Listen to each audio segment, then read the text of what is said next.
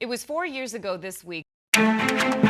All Arizona schools will be closed statewide starting tomorrow. What about daycare? How am I supposed to go to work every day? This is uncharted territory. There are questions over whether or not any schools will actually open up fully. This is a really tough situation. We're going to leave final decisions to superintendents.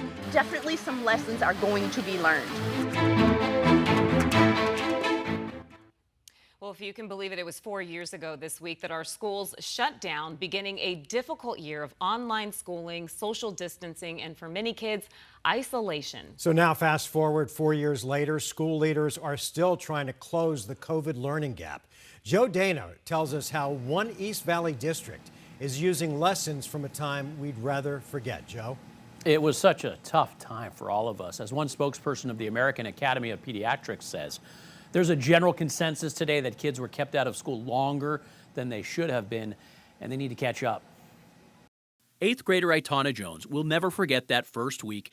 Everything closed, even her own school. It was always just really quiet in the house, and it was really rough. Aitana's English teacher at Combs Middle School, part of an army of educators working to get kids caught up. In the last couple of years, I would say our vocab skills are definitely lower. Reading comprehension is a little bit lower. One Harvard study shows the high cost of school closures during COVID. In the subject of math, students at elementary schools that were mostly in person during the first year of the pandemic experienced learning loss, setting them back a third of a school year. Students at schools that were mostly remote experienced more severe learning loss, amounting to about a half a year. Every district had unique choices to make. This district in Santan gradually opened slower than some. Superintendent Greg Wyman says the focus now is identifying each child's needs. How often is COVID learning loss coming up? I don't know that we say COVID loss, talk specifically about COVID. We'd much rather focus on the individual child and say what's going on with this child, what's going on with this family, and how can we help them. One lesson learned here involves the online infrastructure put into place during COVID. Because all students have a personal laptop, the district uses a remote tutoring program called Paper.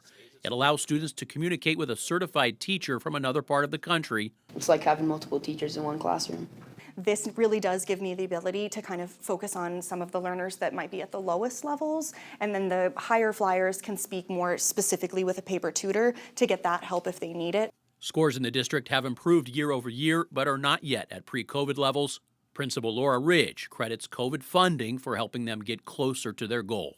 But we've been able to pull through it with some incredible additional programs. They've been really resilient in the process.